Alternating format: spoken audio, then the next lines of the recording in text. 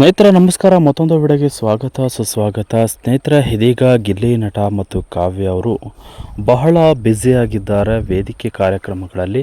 So ಇವತ್ತು ಒಂದು ವೇದಿಕೆ ಕಾರ್ಯಕ್ರಮದಲ್ಲಿ ಕೆಲವೊಂದಿಷ್ಟು ವಿಚಾರಗಳು ಕೂಡ ನಡೆದಿರುವಂಥದ್ದು. ಸೊ ಏನಿದು ಸುದ್ದಿ ನೋಡ್ಕೊಂಡು ಬರೋಣ. ಈ ಒಂದು ವಿಡಿಯೋ ನೋಡೋಕ್ಕೂ ಮೊದಲು ನೀವು ನಮ್ಮ ಚಾನಲ್ಗೆ ಸಬ್ಸ್ಕ್ರೈಬ್ ಆಗಿಲ್ಲ ಆದರೆ ಕೂಡಲೇ ಸಬ್ಸ್ಕ್ರೈಬ್ ಆಗಿ, ಹಾಗೆಯೇ ಪಕ್ಕದ ಬೆಲ್ ಐಕನ್ ಕ್ಲಿಕ್ ಮಾಡ್ಕೊಳ್ಳಿ ವೀಕ್ಷಕರ. ಸ್ನೇಹಿತರ, ಬಿಗ್ ಬಾಸ್ ಮನೆಯಲ್ಲಿ ಗಿಲ್ಲಿ ನಟ ಮತ್ತು ಕಾವ್ಯ ಇಬ್ಬರ ಜೋಡಿಗೆ ಅದೆಷ್ಟೋ ಮಂದಿ ಅಭಿಮಾನಿಗೆ ಬಳಗವು ಇದೆ.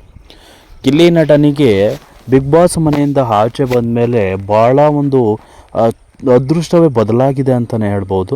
ಸೊ ಅಷ್ಟರ ಮಟ್ಟಿಗೆ ಗಿಲ್ಲಿ ನಟ ಇದ್ದಾರೆ. ಸೊ ಇವತ್ತು ಗಿಲ್ಲಿ ನಟ ಅವರು ಒಂದು ವೇದಿಕೆ ಕಾರ್ಯಕ್ರಮಕ್ಕೆ ಹೋಗಿರ್ತಾರೆ. ಆ ವೇದಿಕೆ ಕಾರ್ಯಕ್ರಮದಲ್ಲಿ ಗಿಲ್ಲಿ ನಟ ಮತ್ತು ಕಾವ್ಯ ಅವರ ತಮ್ಮ ಕಾರ್ತಿಕ್ ಅವರು ಕೂಡ ಬಂದಿರ್ತಾರೆ.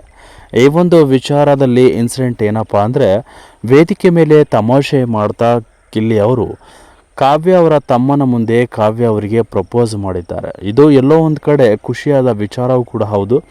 ಸೊ ಇವರಿಬ್ಬರು ಮದುವೆ ಆಗ್ತಾರ ಅನ್ನೋದು ಜನ ಕೂಡ ನಿರೀಕ್ಷೆಯಲ್ಲಿದ್ದಾರೆ.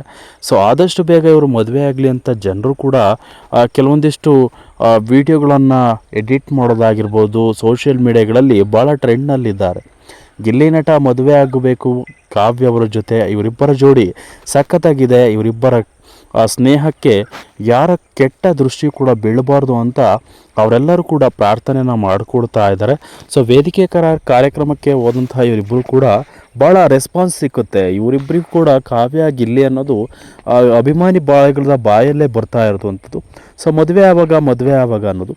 ಸೊ ಕೊನೆಗೂ ಕೂಡ ವೇದಿಕೆ ಕಾರ್ಯಕ್ರಮದಲ್ಲಿ ಇದ್ದಂತಹ ಗಿಲ್ಲಿ ಅವರು ಅವರ ಕಾವ್ಯ ಅವರ ತಮ್ಮನ ಮುಂದೆ ಇವತ್ತು ಪ್ರಪೋಸ್ ಮಾಡಿರುವಂಥದ್ದು, ಘಟನೆ ನಡೆದಿರುವಂಥದ್ದು ಭಾಳ ಅವರು ಕೂಡ ಸಂತೋಷವನ್ನು ವ್ಯಕ್ತಪಡಿಸಿದ್ದಾರೆ.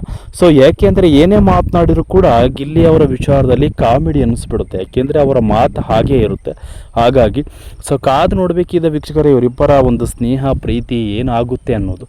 ಅಲ್ಲಿವರೆಗೂ ನೋಡ್ತಾ ಇರಿ ಅಂತ ಹೇಳ್ತಾ ಇವರ ವಿಡಿಯೋಗಳನ್ನು ಯಾರೆಲ್ಲ ಸಪೋರ್ಟ್ ಮಾಡ್ತಿದ್ದೀರಿ, ಈ ವಿಡಿಯೋ ನೋಡಿದ ತಕ್ಷಣ ಲೈಕ್ ಮಾಡ್ಕೊಳ್ಳಿ. ಹಾಗೆ ಗಿಲ್ಲಿ ನಟ ಫ್ಯಾನ್ಸ್ ತಪ್ಪದೇ ಶೇರ್ ಮಾಡಿ ಅಂತ ಹೇಳ್ತಾ ಆ ವಿಡಿಯೋವನ್ನು ಮುಗಿಸ್ತಾ ಇದ್ದೀನಿ ವೀಕ್ಷಕರು. Thank you.